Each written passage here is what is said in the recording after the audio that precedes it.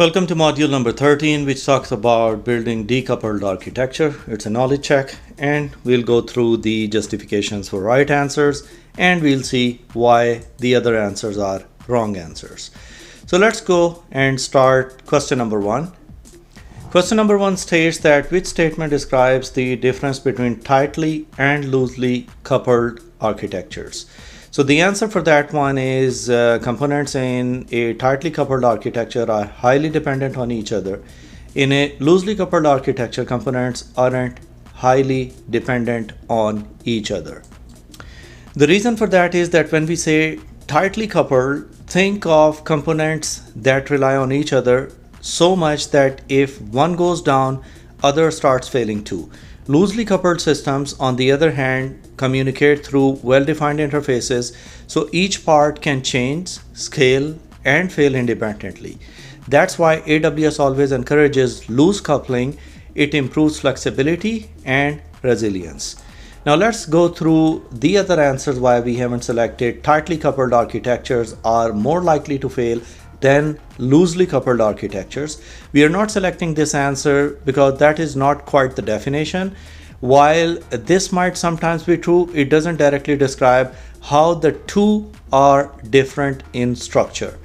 Then we are not going for the other option, which says that loose coupling increases the complexity of scaling.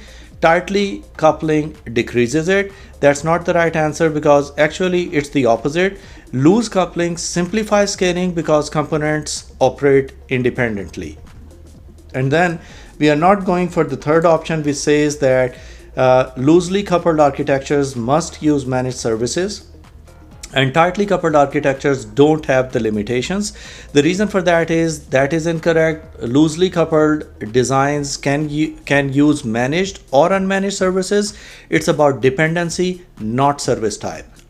Then question number 2 says, which statements describe Amazon simple queue service? There are 3 answers for this one. First of all, it requires a consumer to poll the query for messages and then stores and optionally encrypt the messages until they are processed and deleted. And the third option is enables you to decouple and scale microservices, distributed systems, and serverless applications. Now, Amazon SQS is all about reliable asynchronous communication between components. It temporarily stores messages until a consumer, like an EC2 or Lambda function, polls and processes them. You can even enable encryption to secure those messages, and most importantly, SQS helps decoupled applications, making scaling and maintenance much easier. Now, we are not going for support email and text messaging because that's not what Amazon SNS does, that's SQS. And we are not going for support standard queue and topics. The reason is SQS supports standard and first in first out queries. Topics belong to SNS, and we are not going for sends push notifications to consumer. SQS is a pull based system. Consumers poll for messages. Now let's go to the next one.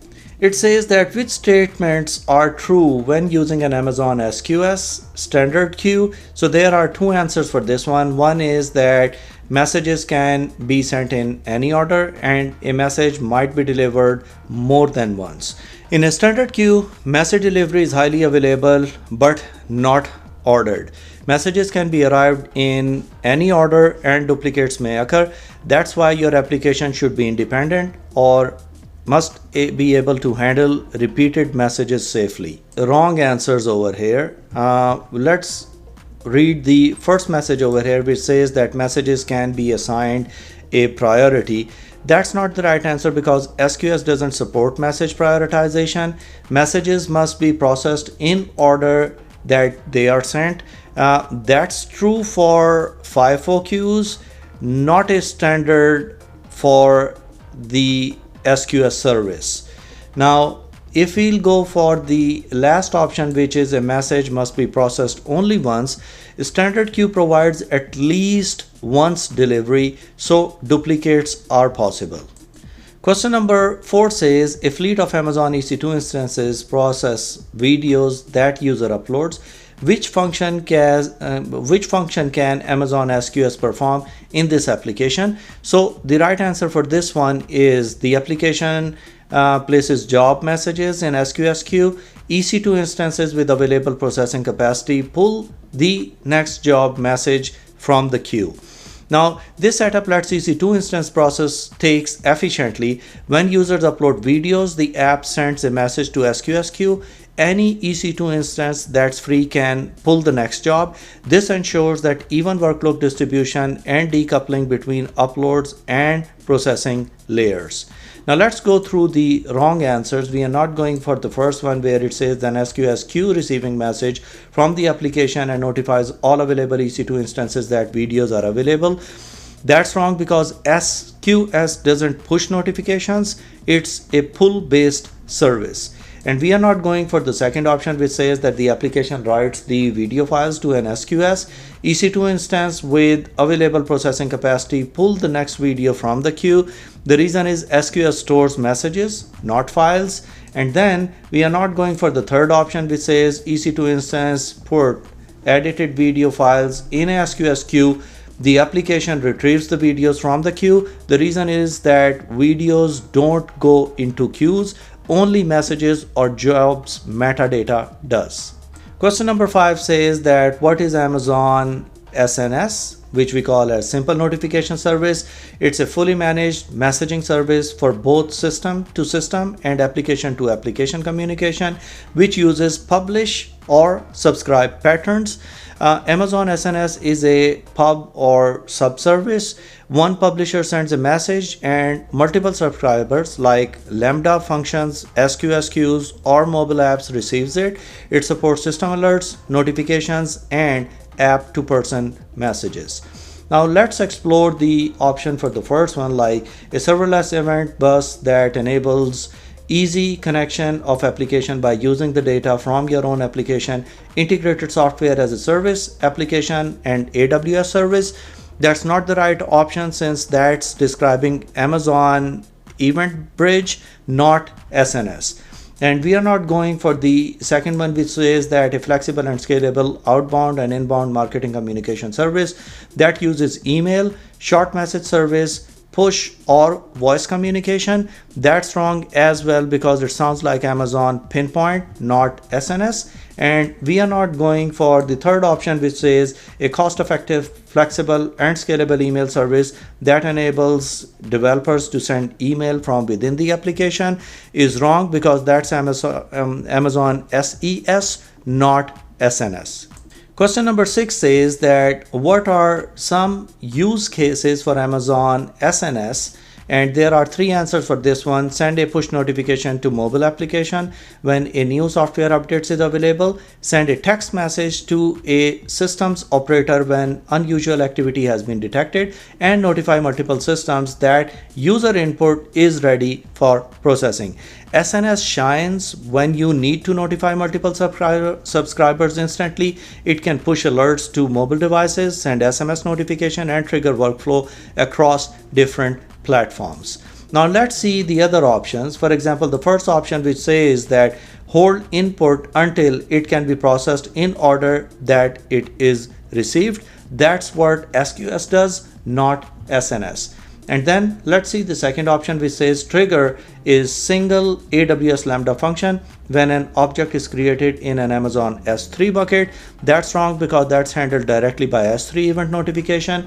And we are not selecting the option of gather streaming data for multiple systems. That's Amazon Kinesis, not SNS. Question number 7 says, what are some features of Amazon SNS? So the only 2 right answers in this one is the message delivery to an SQS and then the message delivery to URL. SNS can deliver messages to different endpoints, SQS queues, HTTP, HTTPS URLs, email, Lambda, and lots of other things. That's what makes it such a flexible and distribution tool. Now, if you'll see the other options, providing strict message ordering with standard topics is wrong because SNS doesn't guarantee message ordering. That's a feature of FIFO SQS queues, and we are not going for guaranteed message delivery even when an endpoint isn't accessible. SNS retries for some time but doesn't store messages instantly like SQS. And we are not going for recall of sent messages. Once message is sent, you can't pull it back. Question number 8 says that two different AWS Lambda functions must simultaneously process PDF files that are uploaded to an Amazon S3 bucket. The S3 event notification allows only one action when the PDF files are uploaded. Which solution provides the least complex way to process messages with both Lambda functions efficiently? So the right answer for this one is send the S3 event to Amazon SNS topic that both Lambda functions subscribe to. The reason for that is when you need multiple consumers to respond to the same event, SNS is ideal. Both Lambda function can subscribe to the same SNS topic and react independently, keeping the architecture simple and scalable. Now let's explore upload 2 copies of each PDF file by using different object key prefixes. That's wrong because that's unnecessary duplication, inefficient, and error prone.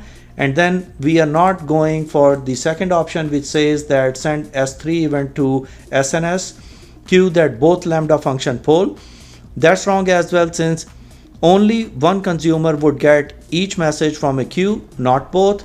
And we are not going for the third option, which says send the S3 event to Amazon MQ for distribution of both Lambda function. It's possible, but it would overcomplicate the setup. SNS is simpler for this pattern. Question number 9 says that what is Amazon MQ? It's a message broker service. Amazon MQ is a managed message broker service compatible with open source brokers like ActiveMQ and RabbitMQ. It's great for applications that rely on traditional messaging protocols just as JMS, AMQP, or MQTT. Now let's see other answers, like they're saying application monitoring service, that's Amazon CloudWatch, and identity broker service, that's Amazon Cognito or IAM role federation, and data migration service, that's AWS DMS, not MQ. And last question states that which is a common use case of MQ? The right answer for that one is leverage an existing on-premise application that uses Apache ActiveMQ to communicate between microservices. Amazon MQ makes it easy to move traditional on-premise messaging apps to AWS without rewriting them. You get the same protocol and APIs, but with AWS managing the broker infrastructure. Now if we'll see connect a VPC to an on-premise network, that's AWS Direct Connect or VPN, not MQ. And if we'll see decouple components in a new cloud native application, you'll typically use SQS and SNS for that, not MQ. And if we'll see the option for upload a standalone static website to AWS is wrong as well. That's a job for S3 and CloudFront, not MQ. So that was our module number 13, which talks about building decoupled architectures.